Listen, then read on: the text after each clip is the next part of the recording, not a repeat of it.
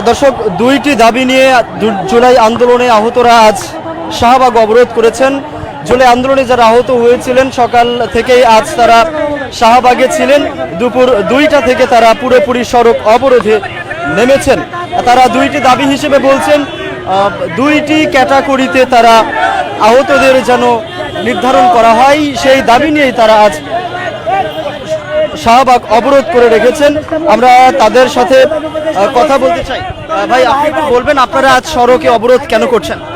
আচ্ছা, ফেসিবাদের ভিতরে লুকিয়ে থাকা দোসররা আমাদের সাথে বৈষম্য করছে। আমাদের আহতদের 22,000 আহতদের বিভিন্ন ক্যাটাগরিতে ভাগ করে বিভাজন সৃষ্টি করতেছে। আমাদের এ বি সি ক্যাটাগরিতে ভাগ করা হচ্ছে। আমাদের সি ক্যাটাগরিকে অধিকাংশ আহতদের সি ক্যাটাগরিতে রাখা হয়েছে এবং তাদের 2 লক্ষ টাকা দিয়ে সরকার থেকে ডিসকানেক্ট করা হচ্ছে এবং আমাদের জীবনের উপর হুমকি হচ্ছে। আমাদের বিভিন্ন জায়গা থেকে হুমকি দেওয়া হচ্ছে। আমরা চাই ক্যাটাগরি 2টা করা হোক, এ অ্যান্ড বি। ঠিক আছে, আমাদের 2টা ক্যাটাগরি করা হবে এবং আমাদের বিশেষ আইনের আওতায় আনতে হবে। আমাদের জন্য বিশেষ আইন করতে হবে। আমাদের জন্য একটা হটলাইন নাম্বার দেওয়া হতে হবে। হটলাইন নাম্বারে 24 ঘন্টা ফ্রি কল সার্ভিস থাকতে হবে। এই কল সার্ভিসে আমরা আমাদের অভিযোগ, আমাদের সমস্যা, আমাদের সুচিকিৎসা আমরা জানাবো। এটা যতক্ষণ না পর্যন্ত দাবি আদায় হয় ততক্ষণ পর্যন্ত আমরা রাজপথে থাকবো ইনশাআল্লাহ।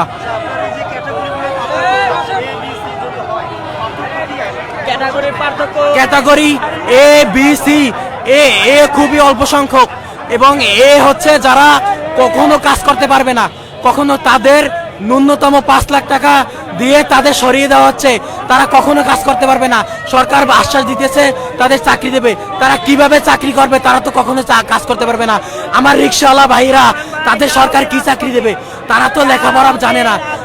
আমরা মনে করি এ আর বি ক্যাটাগরি করা হোক এবং সবাইকে ভাতার আওতায় আনা হোক, যেন ছাত্র জনতা সবার অধিকার আদায় হয়।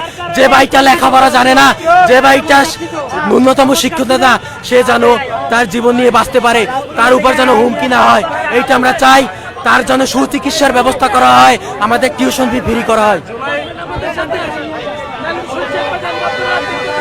আমরা এখানে দেখেন, আমি মর্মান্তিক আহত। আমার কলিজার 3 অংশের এক অংশ কাটা ফেলছে। আমার পেটে দেখেন কয়টা শিলি, আমার পেটে কমে 30টা উপরে শিলি আছে। আমার ক্যাটাগরি সি দিয়ে রাখছে। এই দেখুন আপনি, আমার ক্যাটাগরি সি দিয়ে রাখছে। আমি ক্যাটাগরি সি কেমনে পাইলাম? আমার ক্যাটাগরি ক্যান্সি হবে, আমার ক্যাটাগরি ক্যান্সি হবে। এই দেখেন, আমার ক্যাটাগরি ক্যান্সি হবে। এটা কি সি ক্যাটাগরি প্রাপ্ত?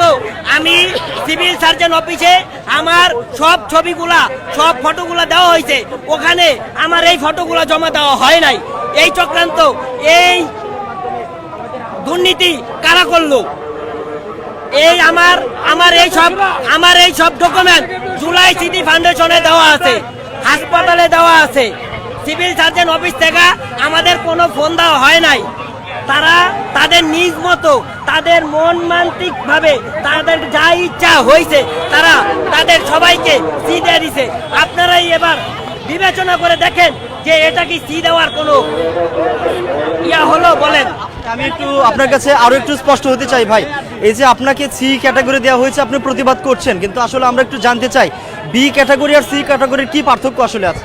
ওনারা বলতেছে যে আমাদের মাননীয় তত্ত্বাবধায়ক সরকার ডক্টর ইউনূস স্যার বলছেন আমাদের ক্যাটাগরি হবে 2টা, ক্যাটাগরি এ, ক্যাটাগরি বি। সি ভাতা পাবে না। তাই এখন আপনিই বলেন, দেশের জন্য রক্ত দিয়েছি কিসের জন্য ভাই? ভাই, কলিজা দিয়ে দিয়েছি কিসের জন্য? এই জন্য কলিজা দিয়ে দিয়েছি। হাসপাতালে ডাক্তার বলছে 3 বছর রেস্টে থাকতে, সেখানে একটা দিন রেস্টে থাকতে পারি নাই। জি স্যার, এই যে দেখেন, এই যে আমি আমাদের যে সি ক্যাটাগরি দেওয়া হয়েছে, আমাদের সব দেখাই স্যার, দেখেন এটা আমাদের সি ক্যাটাগরি দিল। যখনই আমরা আন্দোলনের বলেন আমরা কি এই অফিসে আদালতে এখানে সেখানে দৌড়াদৌড়ি করব না আমাদের কর্মস্থল নিয়ে আমাদের থাকতে হবে আমাদের এই যে আমাদের সি ক্যাটাগরি দেওয়া হয়েছে আমাদের দাবি অবিলম্বে সি ক্যাটাগরি বাতিল করা হোক এবং এ বি ক্যাটাগরির মধ্যে সকল আহতদের এনে ভাতার আওতায় আনা হোক, রাষ্ট্রীয় স্বীকৃতি দেওয়া হোক, আমাদের জন্য বিশেষ আইনের আওতায় আনা হোক, যেন আমাদের জন্য কেউ হুমকি না দেয়, আমাদের জন্য বিশেষ হটলাইন নাম্বার চালু করা হোক, টোল ফ্রি। আমাদের প্রকাশ্যে কোনো কিছু বলা হয় না, আমাদের প্রকাশ্যে কোনো কিছু ওনারা বলে না, আমাদের এই যে ক্যাটাগরি ওনারা করছে এ বি সি আমরা কিচ্ছু জানি না। আমি কালকে আপনার সচিবালয়ে গেছি, আর যে সিভিল সার্জন অফিসে কালকে গেছি। সিভিল সার্জন অফিসে যাওয়ার পর আমি গিয়ে দেখি সিভিল সার্জন অফিসে আমার এই ফটোগুলা একটা ফটোও নাই। না না আমাদের সাথে কোনো যোগাযোগ করা হয় নাই। আমার এই ছবিগুলা আমার ওয়াল ডকুমেন্ট আমার কমে 100টা ফাইল আছে। আমার একটা ফাইলের ভিতরে এরকম 100টা পৃষ্ঠা ডাক্তারের নিজ হাতে লেখা, ডাক্তার নিজ হাতে লেখা। আরমান ভাইয়ের ব্যাগে আমার ফাইলটা আছে। আমি 5ই আগস্টে গুলিবিদ্ধ হই। এর আগে বৈষম্য বিরোধী ছাত্র আন্দোলনে তাদের সাথে বহুবার যোগ দিয়েছি। নয়াবাজার বংশাল থানার ওখান থেকে গুলি করা হয়েছে।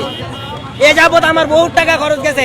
সরকার থেকে শুধু 1 লাখ টাকা অনুদান দেওয়া হয়েছে, আর কোনো যোগাযোগ করা হয়নি। আরো আমার অনেক ভাইরা আছে যারা এখন পর্যন্ত একটা টাকা পর্যন্ত পায় নাই, একটা টাকা পর্যন্ত পায় নাই। তো আপনিই বলেন, আমি যদি এইগুলা শহীদ জুলাই স্মৃতি ফাউন্ডেশনে যদি না দিয়ে থাকতাম, তাহলে কি আমারে শহীদ জুলাই স্মৃতি ফাউন্ডেশন থেকে 1 লাখ টাকা দিত না? দিত না। তাহলে আমার ক্যাটাগরি ক্যান্সি হলো। এটা আমার জাতির কাছে প্রশ্ন। ডক্টর ইউনূস স্যারের কাছে আমার প্রশ্ন যে স্যার, আমাদের নিয়ে কারা রাজনীতি করতেছে, কারা আমাদের, এটা কোন দালাল চক্র? এই দালাল চক্র এই স্বাধীন বাংলাদেশে আমরা রাখবো? বিড়ালের মতো 100 বছর বেঁচে কোনো লাভ নাই, 1 ঘন্টা বাঁচতে চাই। রক্ত দিয়েছি, রক্ত আরো দিব, রক্ত দিয়েছি, রক্ত আরো দিব। নয়তো আমাদের দাবি মানতে হবে।